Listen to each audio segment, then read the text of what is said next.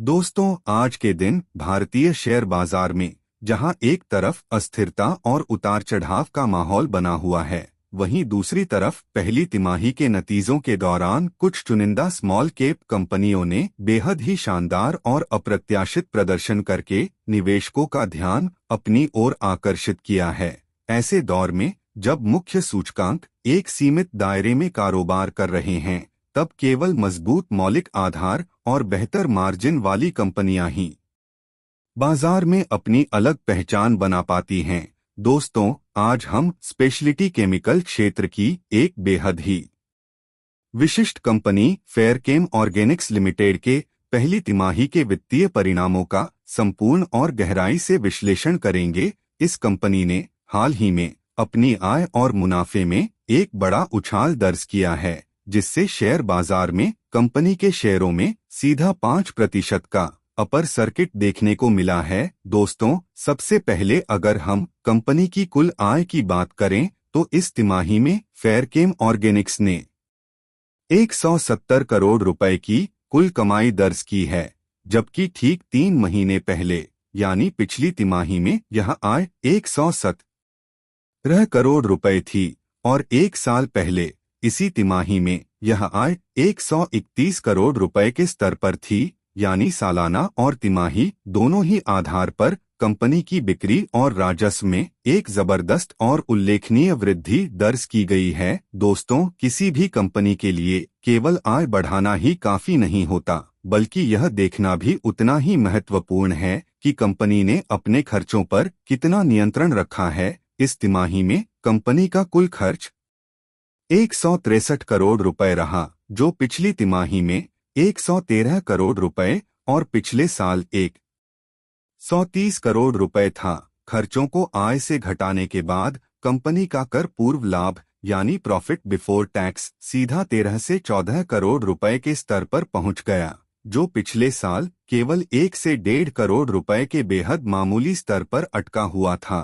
दोस्तों, कर का भुगतान करने के बाद कंपनी का शुद्ध लाभ यानी नेट प्रॉफिट आफ्टर टैक्स इस तिमाही में 10 करोड़ रुपए निकल कर आया है, जबकि पिछली तिमाही में यह केवल 3.69 करोड़ रुपए था और एक साल पहले यह मात्र 1.17 करोड़ रुपए था। यानी अगर हम सालाना आधार पर तुलना करें तो कंपनी के शुद्ध लाभ में 750% से भी अधिक की एक ऐतिहासिक और विशाल वृद्धि देखने को मिली है। इस शानदार मुनाफे के कारण कंपनी का प्रति शेयर आय यानी अर्निंग्स पर शेयर 90 पैसे से बढ़कर 7.95 रुपए तक पहुंच चुका है। दोस्तों, यह प्रदर्शन दर्शाता है कि कंपनी की परिचालन दक्षता और मार्जिन में एक बड़ा सुधार हुआ है, जिससे कंपनी की निचली रेखा यानी बॉटम लाइन बेहद मजबूत हुई है। यही कारण है कि नतीजों के सार्वजनिक होते ही बाजार में खरीदारों की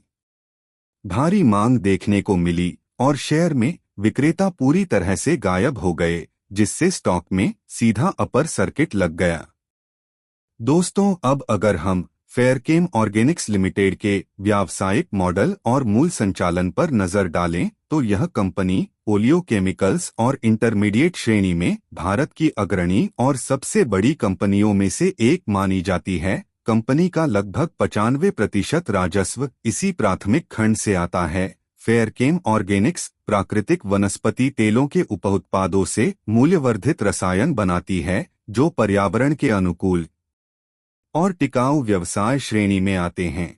कंपनी द्वारा निर्मित डिमेरिक एसिड और फैटी एसिड का उपयोग मुख्य रूप से पेंट्स, स्याही, चिपकने वाले पदार्थों और रेजिन उद्योग में बड़े पैमाने पर किया जाता है। अगर हम कंपनी के भौगोलिक राजस्व विभाजन को देखें तो कंपनी की कुल आय का 90% से अधिक हिस्सा घरेलू भारतीय बाजार से प्राप्त होता है, जबकि केवल 5% हिस्सा यूरोपीय बाजारों से आता है। इसका सीधा अर्थ यह है कि वैश्विक मंदी और अंतर्राष्ट्रीय तनावों का असर इस कंपनी के कारोबार पर बेहद सीमित रहता है।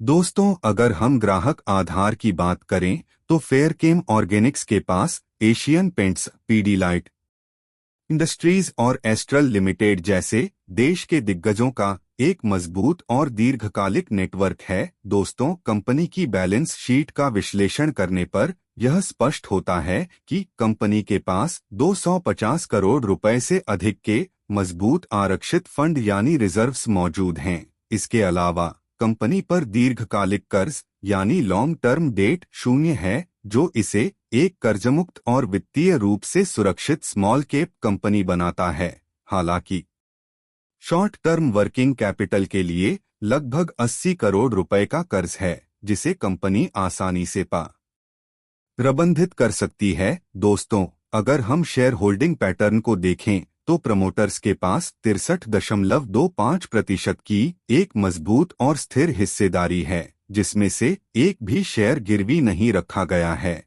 इसके अलावा विदेशी संस्थागत निवेशक यानी FII और घरेलू संस्थागत निवेशक यानी DII के पास भी लगभग 10% की संयुक्त हिस्सेदारी मौजूद है। दोस्तों, हालांकि कंपनी ने इस तिमाही में ऐतिहासिक वापसी की है, लेकिन निवेशकों को यह ध्यान रखना चाहिए कि ऐतिहासिक रूप से वर्ष 2022 के बाद कंपनी के मुनाफे में गिरावट आई थी। इसलिए इस शानदार प्रदर्शन के बाद कंपनी को आने वाली तिमाहियों में भी इसी प्रकार की निरंतरता और प्रदर्शन बनाए रखना होगा, ताकि यह तेजी लंबे समय तक टिक सके।